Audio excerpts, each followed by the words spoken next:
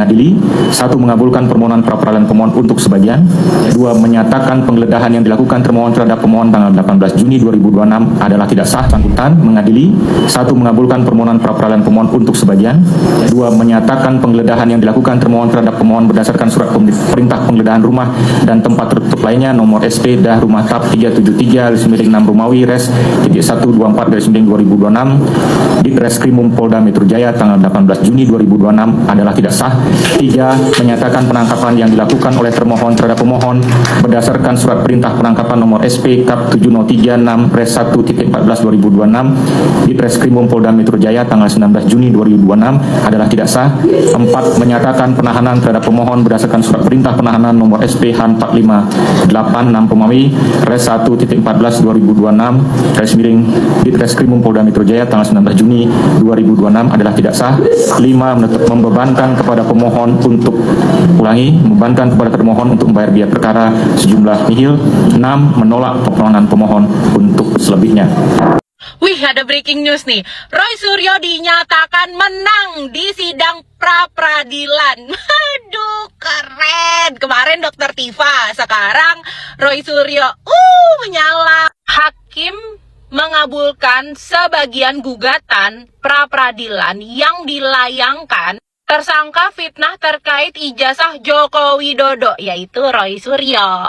Putusan dibacakan dalam persidangan di Pengadilan Negeri Jakarta Selatan. Isinya mengadili dan mengabulkan sebagian pra-peradilan pemohon. Hakim menyatakan penggeledahan, penangkapan, dan penahanan Roy Suryo tidak sah. Nah, gini dong, semoga kedepannya ada kabar baik lagi dan semoga kasus ini jadi terang benderang supaya ijazahnya bisa dilihatin ke publik. Wah, tidak sia-sia upaya Dr. Roy Suryo dan para pengacaranya yang tergabung dalam Tokham yang dipimpin oleh Dr. Refli Harun.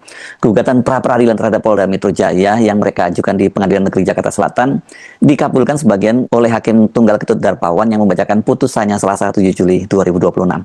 Kendati hanya sebagian yang dikabulkan, namun gugatan itu justru yang menjadi intinya, yakni penggeledahan, penangkapan, dan penahanan terhadap Roy Suryo yang dilakukan oleh penyidik Polda Metro Jaya pada Jumat 19 Juni 2026 dinyatakan tidak sah.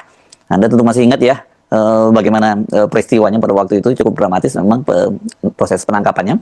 Sementara yang ditolak itu adalah pelimpahan perkara ke Pengadilan Negeri Jakarta Selatan karena dinilai sudah tidak lagi relevan ya. Karena kan sekarang ini prosesnya sudah berjalan di Pengadilan Negeri Jakarta Timur. Yang menjalaninya adalah Dr. Tifa. Sementara Roy Suryo karena dia mengajukan gugatan pra-peradilan, maka pokok perkaranya itu belum disidangkan. Ini pasti yang juga sangat menarik, apakah kemudian gugatan pra-peradilan ini karena pasalnya dan surat penangkapannya juga sebenarnya sama, hanya nomornya saja yang berbeda, sebenarnya juga berlaku juga dong ya dengan Dr. Tifa. Tapi kan Dr. Tifa tidak memutuskan untuk mengajukan gugatan pra-peradilan.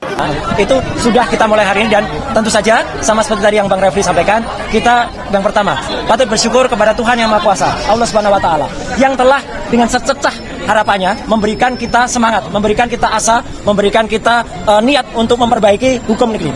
Ini hukum bukan untuk saya, bukan untuk Roy Suryo dan tim kuasa hukum Tokham yang hari ini mendampingi saya, tetapi adalah untuk kita semuanya. Juga untuk sahabat-sahabat pejuang kami yang ada di seberang sana, yang ada untuk Bu Dr. Tifa, yang ada untuk Bu Kurnia, yang ada untuk Mas Rustam, dan juga untuk Pak Rizal Fadila. Ini adalah untuk kita semuanya.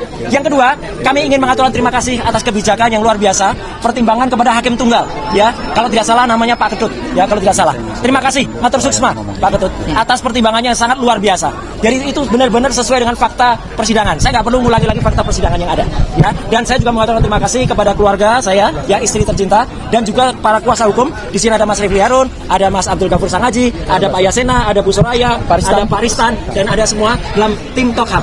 Jadi tim Tokham adalah bukan hanya terbatas saja. Silakan untuk teman-teman kuasa hukum yang lain, untuk lawyer yang ingin bergabung, silakan. Kita bersama-sama ingin menegakkan kebenaran. Dan insya Allah hari ini kita mulai dengan langkah kecil untuk suatu langkah yang lebih besar. Dan tentu saja kepada seluruh media, baik media mainstream maupun media alternatif, YouTuber yang terus membersamai dan tidak luput. Terakhir saya aturkan terima kasih kepada seluruh masyarakat Indonesia yang diwakili oleh ibu-ibu, mak-mak, dan juga bapak-bapak pejuang yang ada di semua dan organisasi pemuda yang ada, ya, yang terus-terus membersamai selama ini. Kami tidak akan meninggalkan kalian semua, KNPRI, ARM, Forum Aksi, dan juga yang lain, ya. Kita tetap berjuang bersama. Jadi nanti, ya, pertimbangannya adalah nanti teknis akan disampaikan oleh Mas Refli. Dan jangan lupa, ya, ini kita akan tetap memperjuangkan nanti ketika hari Jumat itu akan ada pra-peradilan yang kedua. Pra-peradilan kedua itu ada hari Jumat, dan itu apa isinya nanti akan disampaikan. Dan saya juga ingin sampaikan, hari ini kita menyelesaikan pra-peradilan di Jakarta Selatan. Kita juga akan mengikuti nanti perkara pokok itu di Jakarta Timur. Tapi kemarin kita mengajukan gugatan, ya, PMH itu apa sih? Perbuatan melawan hukum di Jakarta Utara terhadap seorang namanya Lecu Manan. Ya, itu sudah kita daftarkan dan muncul reknya adalah nomor 457/B/yang APDT yang ada di Jakarta Utara. Kenapa? Karena dia telah melakukan penyelundupan pasal dan pasal itu ternyata tidak digunakan. Nanti detailnya mungkin Mas Gabriel akan sampaikan. Dan meskipun tadi hakim sekali lagi menggunakan KUHP lama dan baru, tapi dalam suatu KUHP baru, maka itu namanya apa? Namanya dioplos. Pasti oplos. Ini oplos sih. Oplos dan kolaborasi. Gitu ya. Oke, kita dengarkan dulu, ya. Karena putusannya seperti ini, ya, oplos. Maka saya pakai kaos oplos. Silakan, Mas Refli. Makasih, Ya. Mas Roy. Terima kasih Mas Roy sudah menyampaikan sesuatu hal. Nah, saya ingin memberikan penghargaan kepada rekan lawyer yang lain, Bu Soraya, yang juga menjadi bagian dari tim kami, tim Tokham, ya, tim Mas Roy. Silakan Bu Soraya menyampaikan sesuatu yang mungkin ingin disampaikan. Halo teman-teman, jumpa bersama saya di Politik Dangi. Ya, ini sangat menarik sekali teman-teman. Bagaimana drama dari kasus ijazah Pak Jokowi ini, ya, membuat perhatian kita semakin, ya, bosan sedikit lah, ya. Tapi hari ini teman-teman, ya, kita melihat bagaimana Roy Suryo beberapa waktu yang lalu itu mengajukan pra-peradilan teman-teman terkait dengan penangkapannya dilakukan oleh pihak kepolisian teman-teman. Nah, hari ini Roy Suryo itu sebenarnya keberatan, ya, dengan penangkapannya yang menurut Roy Suryo itu tidak sesuai dengan prosedur, ya. Namun yang menarik adalah sidang pra-peradilan Roy Suryo ini kemudian dikabulkan oleh majelis hakim, teman-teman. Ya, keputusan majelis hakim mengatakan bahwa penangkapan Roy tidak sah dan sebagainya, ya. Dan ini membuat publik kemudian tercengang, teman-teman, dengan tontonan dan kisah dramatis daripada ijazah ini. Ya, tentu ini pasti membuat pihak Pak Jokowi kemudian merasa terdesak, ya.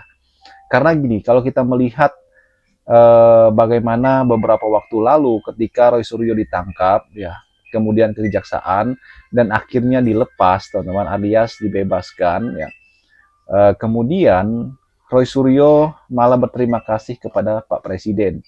Bahkan terang-terangan Dr. Tifa mengatakan bahwa terima kasih atas andilnya Pak Presiden. Ini tentu membuat para pendukung Jokowi marah besar kepada Prabowo beberapa waktu yang lalu, ya. Mereka kemudian itu merasa dikhianati, ya. Karena mereka merasa bahwa ada orang besar di balik Roy Suryo, teman-teman, dan Dr. Tifa. Nah, apalagi ini majelis hakim malah mengabulkan tuntutan Roy Suryo. Saya yakin ini membuat Termul makin kepanasan, teman-teman. Dan ini semakin menarik, teman-teman, ya. Semakin menarik sekali. Beberapa waktu yang lalu juga Dr. Tifa melakukan persidangan pertamanya, ya, mendengarkan dakwaan terhadap dirinya. Dan yang menarik adalah Dr. Tifa dengan keras mengatakan bahwa ia tidak akan mengajukan RJ atau restoratif justice, teman. Bahwa inilah keberanian dari Roy Suryo dan Dr. Tifa. Mereka tidak menyerah. Dan Dr. Tifa mengatakan bahwa ia akan melakukan perlawanan, teman-teman. Ini kan menarik sekali, ya kan? Ini semakin seru, teman-teman. Bagaimana menurut kalian? Kita diskusi di kolom komentar, ya. Sampai jumpa lagi. Salam.